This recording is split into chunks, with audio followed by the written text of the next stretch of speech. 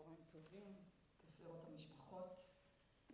הנהלת אגף השיקום, מפקדים בצה"ל, שותפינו לדרך, משפחות יקרות וכמובן קציני תלם החדשים.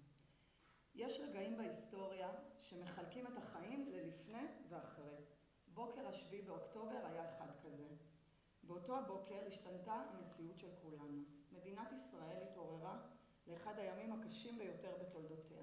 יום של כאב, אובדן וגם לא מעט גבורה.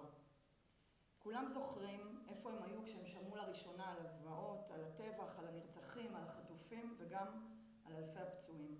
אלו רגעים שנצרבו בזיכרון הלאומי ולעולם לא יישכחו מאיתנו. באותו יום החלו בתי החולים בדרום להתמלא בפצועים. ממדי האסון היו בלתי נתפסים, והמציאות, מציאות חדשה, מעבר לכל תרחיש שאפשר היה לדמיין. מאז אותו יום נמצאת המדינה במלחמה הארוכה בתולדותיה. מלחמה שגובה מחיר כבד, משפחות שאיבדו עולם ומלואו, חברים שנושאים כאב ופצועים רבים בגוף ובנפש שחייהם וחיי משפחתם השתנו לעד. דווקא מתוך השבר הגדול הזה נולדת לעתים גם אפשרות לבנות משהו חדש. משברים אומנם חושפים חולשות, אבל הם גם מאפשרים לצמוח ולחשוב אחרת. ליצור שותפויות שלא היו קמות בשגרה. פרויקט תלם הוא בדיוק אחד כזה. הוא ביטוי להבנה שביחד אפשר לעשות טוב. הוא ביטוי לאחריות משותפת, ואולי יותר מכל, ביטוי למחויבות שלנו למדינה. שיתוף הפעולה בין אגף השיקום לבין משרד הביטחון בין אגף השיקום במשרד הביטחון לבין אגף כוח האדם בצה"ל יצר מודל חדש, כזה שמחבר בין מי ששולח את חייליו למשימה לבין מי שמלווה אותם בדרך הארוכה. רצף של אחריות, אכפתיות ומחויבות.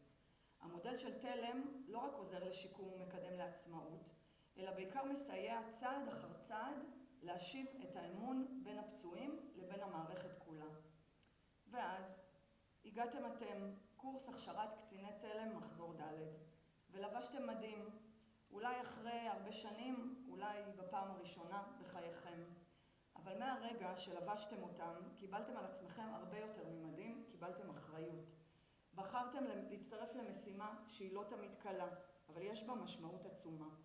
בחרתם להקשיב, ללוות, להיות כתובת. וזכרו תמיד, הנה הוא מסכים איתי, נראה לי. כאשר אתם לובשים את המדים ויוצאים למפגש, אתם לא מייצגים את עצמכם, אתם מייצגים את המדינה, את צה"ל, את משרד הביטחון, ואת ההבטחה הערכית שלנו כלפי מי שיצאו להגן על המדינה, שהם לא יישארו לעולם לבד. במפגשים שלכם עם הפצועים לא יהיו לכם את כל התשובות. לפעמים גם לא צריך שיהיו. הדבר החשוב באמת הוא להקשיב, לראות את מי שמולכם, כי זה הכוח האמיתי של תלם. אני מבקשת להודות לשותפים שלנו באק"א, תת-אלוף עדנה איליה, אלוף משנה ענבר סיטבון, סגן אלוף עדי עטיה, רב סרן אורה ברג'יל ולכל צוות הענף על המחויבות ועל האמונה בדרך. תודה למפקד יחידת תלם, רב סרן עמיעד טאוב, לכל מטה הפרויקט, למפקדי המחוזות, למפקדי הצוותים ולכל מי שעוסק במלאכה במחזורים הקודמים שלכם במסירות, בהתמדה והופכים חזון למציאות.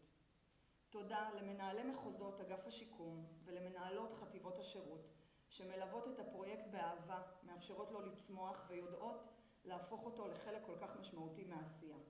תודה להנהלת משרד הביטחון על האמון ועל הרוח הגבית ועל המחויבות הבלתי מתפשרת גם ביום הזה, במיוחד ביום הזה אולי, על המחויבות הבלתי מתפשרת לפצועי צה"ל.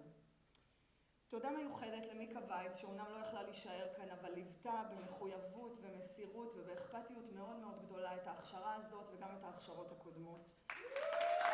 אני אמצוא לה שמחאתם את הכפיים.